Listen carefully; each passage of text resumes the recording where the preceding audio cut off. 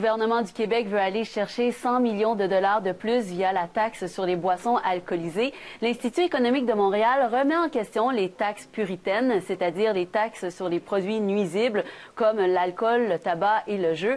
Pour en parler, Jean-François Minardi, analyste en politique publique de l'IEDM, est avec nous. Monsieur Minardi, bonjour. Bonjour. Alors, est-ce qu'il faut abolir ces taxes? En fait, ce qu'on a constaté dans cette note, c'est que ces taxes souvent n'atteignent pas les objectifs qui sont établis. Et puis surtout, elles ont des conséquences inattendues qui peuvent s'avérer être négatives. Donc il y a plusieurs types de conséquences. Par exemple, ces taxes sont souvent inefficaces, c'est-à-dire qu'on a remarqué qu'à partir d'un certain seuil, dont la consommation de ces produits baisse, et à partir d'un certain seuil, les taxes peuvent être augmentées de plus en plus et le niveau de consommation ne baissera plus. Il y a un autre effet négatif, c'est la régressivité. C'est des taxes qui touchent les pauvres plus que les riches. Et puis ensuite, il y a une autre conséquence, c'est qu'elles sont souvent contre-productives, c'est-à-dire qu'à partir d'un certain niveau, ces taxes-là, à partir d'un certain niveau, amènent une baisse des recettes pour l'État. Donc, il faudrait limiter la hauteur des taxes.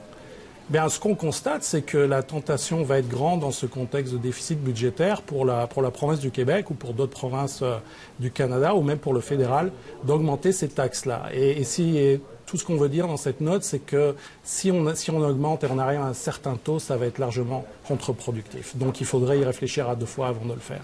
Vous dites que ces taxes-là n'atteignent pas leurs objectifs. Est-ce que c'est parce que c'est mal géré ou c'est mal redistribué?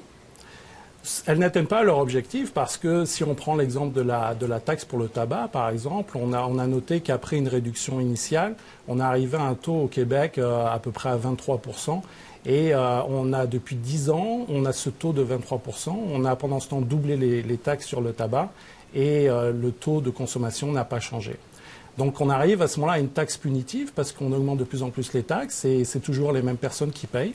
Et en plus, souvent, c'est des gens qui sont pauvres puisque les pauvres consomment 50% de plus que les riches. Donc on arrive à des solutions qui n'ont rien à voir avec les objectifs initiaux. Pour le tabac, plus les taxes sont élevées, plus on assiste souvent à du tabac de contrebande. Mais si on prend l'exemple des boissons alcoolisées, avec la SAQ notamment, est-ce que les produits provenant de la SAQ ou de la taxe sur l'alcool, ce n'est pas redistribué dans le système de santé ou pour certains programmes sociaux?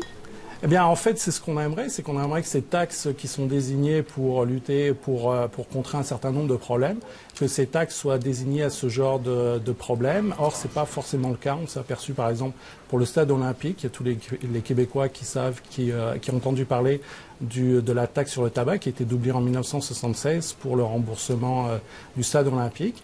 Et on s'est aperçu que 48% des recettes qui devaient aller au remboursement du stade, sur les 48%, seulement 18% ont été utilisés à ces fins.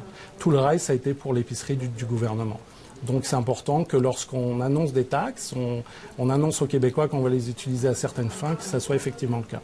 Vous avez ciblé le marché québécois, mais les taxes puritaines, est-ce qu'on assiste à la même chose ailleurs, soit au Canada ou dans d'autres pays? Est-ce que c'est systématiquement géré de la même façon ou avec les mêmes conséquences? Eh bien, effectivement, je peux vous donner un exemple. Récemment, au Danemark, il y a eu une augmentation très forte des fat tax, les taxes sur le gras, donc sur tous les produits gras. Les taxes ont été augmentées de manière considérable. Et ce qui s'est passé, c'est que les Danois sont allés faire leurs courses donc en Allemagne où c'était 20% moins cher.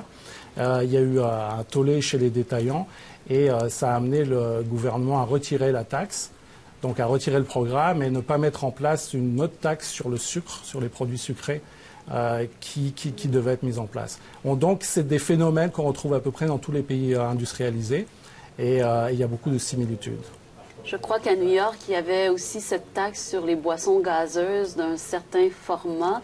De mémoire, je me souviens plus si ça a été aboli, mais c'était discuté peut-être. Vous avez ce genre de projet. Il y a un projet au Mexique aussi pour augmenter, c'est la taxe pour pour les Pepsi ou le Coca-Cola, les boissons gazeuses, parce qu'il y a un phénomène d'obésité. Donc ça, c'est des problèmes de santé publique qui sont réels, sauf que tout ce qu'on dit, c'est que avant d'augmenter les taxes, puisque c'est le premier réflexe, il faut penser, il faut réfléchir aux conséquences inattendues, parce que souvent on peut partir d'un bon sentiment avec une politique publique et puis on arrive à des résultats qui n'ont rien à voir avec les objectifs initiaux.